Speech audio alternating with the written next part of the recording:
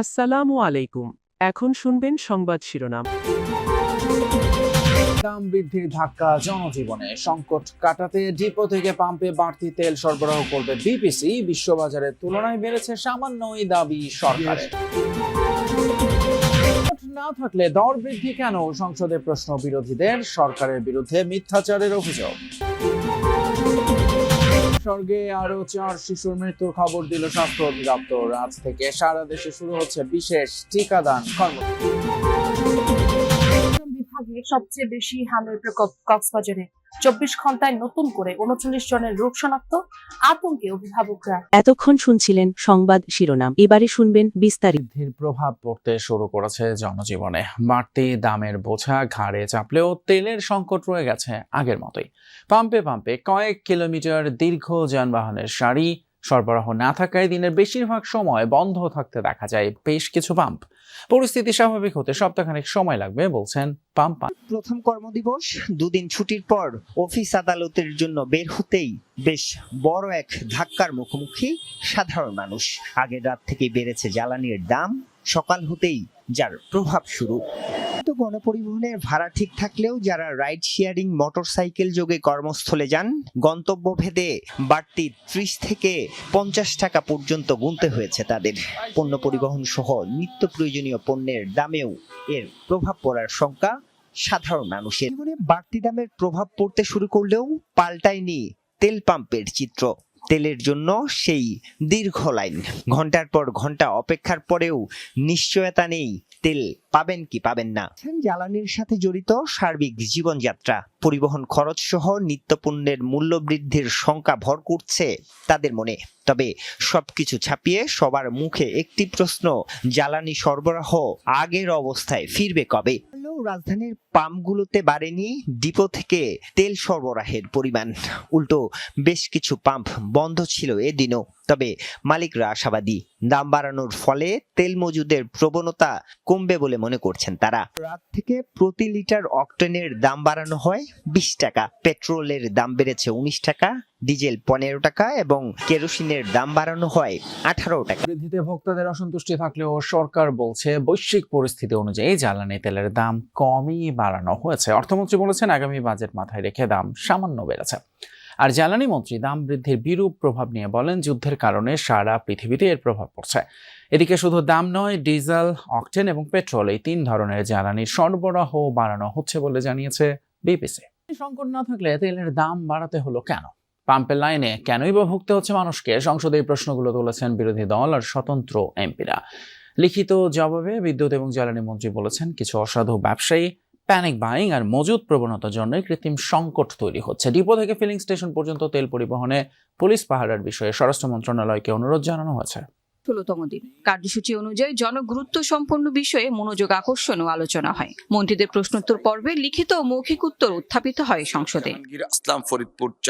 দেশে জ্বালানির সংকট নেই বলে আবারও দাবি করেন মন্ত্রী ইকবাল হাসান। বলেন, কিছু অসাধু ব্যবসায়ী প্যানিক বাইং ও মজুদ প্রবণতার জন্য কৃত্রিম তেল সংকট তৈরি হচ্ছে। পয়েন্ট অফ অর্ডারে দাঁড়িয়ে স্বতন্ত্র সংসদ সদস্য রুমিন ফারহানা জ্বালানি পরিস্থিতি নিয়ে সরকারের বিরুদ্ধে মিথ্যাচারের অভিযোগ তোলেন। যদি জ্বালানির কোনো সংকটই না থাকে তাহলে এত লম্বা লাইনই বা কেন, দামই বা বাড়াইতে হয় কেন, অফিস কর্মসূচি সময় পরিবর্তন করতে হয় কেন? উত্থাপিত প্রশ্নের উত্তরে মন্ত্রী জানান, আমদানিকৃত জ্বালানি তেলের প্রায় 20 থেকে 23% হরমুজ প্রণালী দিয়ে আসে। যুদ্ধের কারণে কার্গো আসতে দেরি হচ্ছে। জরুরি চাহিদা পূরণে বিকল্প উৎস থেকে আমদানি করা হবে বলে সংসদকে জানান জ্বালানি মন্ত্রী। জ্বালানি পরিস্থিতিতে কি কি ব্যবস্থা নেওয়া হয়েছে এমন প্রশ্নে জ্বালানি মন্ত্রী জানান, এরই মধ্যে জেলা পর্যায়ে ফুয়েল পাস চালু করা হয়েছে। রাজধানীর 7টি ফিলিং স্টেশনে পরীক্ষামূলকভাবে চালু করা ফুয়েল পাস অ্যাপে ব্যাপক সাড়া পাওয়া গেছে বলে সংসদে দাবি করেন মন্ত্রী। তিনি আরও বলেন, কৃষকদের জ্বালানি তেল প্রাপ্তিতে যেন কোনো সমস্যা না হয় এজন্য নির্দেশনা দেওয়া হয়েছে। Filling station agent, pack point ডিলাররা যাতে যথাপরিমাণ জ্বালানি তেল পায় সরকার তা নজরদারি। কুইক রেন্টালের নামে আওয়ামী লীগের লুটপাটের প্রশ্নের জবাবে মন্ত্রী বলেন, আওয়ামী লীগ সরকার বিশেষ আইন ব্যবহার করে দরপত্র ছাড়া বিদ্যুৎ কেন্দ্র অনুমোদন দিয়ে দলীয় আর আত্মীয় স্বজনকে সুযোগ দিত। এর ফলে অন্যায্যভাবে বিদ্যুতের দাম বৃদ্ধি ও ক্যাপাসিটি চার্জ নির্ধারণের সুযোগ দেওয়া হয়। এবং কুমিল্লায় হাম এবং উপসর্গ নিয়ে আরো 3 শিশুর মৃত্যু হয়েছে। এই রোগে আক্রান্ত এবং মৃত্যুর সংখ্যা বাড়তে থাকায় উদ্বিগ্ন অভিভাবকরা। গত 24 ঘন্টায় রাজশাহী মেডিকেলে হামের উপসর্গ নিয়ে ভর্তি হয়েছে 10 জন, চিকিৎসা শেষে বাড়ি ফিরেছে 26 জন। এই সময়ে ময়মনসিংহ মেডিকেলে নতুন রোগী ভর্তি হয়েছে 34 জন। এছাড়া 24 ঘন্টায় কুমিল্লা মেডিকেলে নতুন রোগী ভর্তি হয় 50 জন। সিলেট, চট্টগ্রাম, বরিশাল, রংপুর ও খুলনা বিভাগীয় ক্রমেই বাড়ছে হামে আক্রান্তদের সংখ্যা। বিভিন্ন জেলায় সদর হাসপাতালগুলোতে শয্যা সংকট দেখা দিয়েছে। কিছু কিছু জায়গায় ওয়ার্ডের বাইরে রেখেও চিকিৎসা দেওয়া হচ্ছে রোগীদের। এতে সংক্রমণ ঝুঁকি আরো বাড়ছে। এদিকে আজ থেকে সারা দেশে একযোগে শুরু হচ্ছে বিশেষ টিকাদান কর্মসূচি। দেরি এবং কয়েক সপ্তাহের চিকিৎসায় খরচ আর ভোগান্তি বাড়ছে অভিভাবকদের। বেশিরভাগ ক্ষেত্রে আক্রান্ত হচ্ছে ভাই বোন, খেলার সাথীরা। চিকিৎসকরা বলছেন, শিশুদের টিকাদানের শতকরা হার কমে যাওয়ায় এই বছর সংক্রমণ বেশি। অপুষ্টি এবং মাতৃ স্বাস্থ্যহীনতাও গভীর করেছে সংকট। সপ্তাহের বেশি সময় ধরে দেশজুড়ে হাম প্রাদুর্ভাব। হাসপাতালগুলোতে এখনো নতুন রোগী ভর্তি বাড়ছে। আক্রান্ত শিশুদের থেকে দ্রুত ছড়াচ্ছে ভাইরাস। আক্রান্ত হচ্ছে ভাই বোন, খেলার সাথীরা। পরে নিয়ে আসতাম যাইতাম, হঠাৎ করে জ্বর চলে আসছে। তারপর 2 নম্বর শিশু মেডিকেলে দেখাইছি, ওই জায়গায় বলছে রক্তে ভাইরাস আছে, কিন্তু আসলে কিসে থেকে রোগ ধরা পড়তেছে না। বিভিন্ন জায়গায় ডাক্তার দেখাইছি, কমিটলা যায় ধরা পড়ছে যে ওর শরীরে হাম হচ্ছে। বিকালে গেছি বাসায়, তো রাত থেকে আবার তরকাশি, ফুসকুড়ি, মুখে ঘা নিয়ে শিশুদের পরিচর্যায় বাবা মায়ের বাড়তি সতর্কতা। ঢাকার ডিএনসিসি ডেডিকেটেড হাসপাতালে অনেকেই জানান, উপসর্গ নিয়ে কয়েকটি হাসপাতাল ঘুরে শনাক্ত করতে পেরেছেন হাম। লম্বা সময় চিকিৎসায় অতিরিক্ত খরচ ও ভোগান্তি পোহাতে হয়েছে ঢাকার বাইরে থেকে আসা রোগীদের। হাসপাতালটিতে মার্চের পর থেকে 1800-র বেশি হাম রোগী চিকিৎসা নিয়েছেন। চিকিৎসকরা বলছেন, দেশে হামের টিকা সুরক্ষা বলয় পরিস্থিতি ভয়াবহ রূপ। বাচ্চাকে যদি আমরা টিকা দিয়ে থাকি, তাহলে বাকি 5% বাচ্চা যদি টিকা নাও দেওয়া হয়, তাহলে তাদের মধ্যে হাম ভাইরাসটা ছড়াতে পারবে না। এখন যেহেতু ব্যারিয়ারটা ব্রেক হয়ে গেছে, এখন তাদের কাছে এখন জিনিসটা পুরোপুরি ছড়িয়ে যাচ্ছে হাম ভাইরাসটা।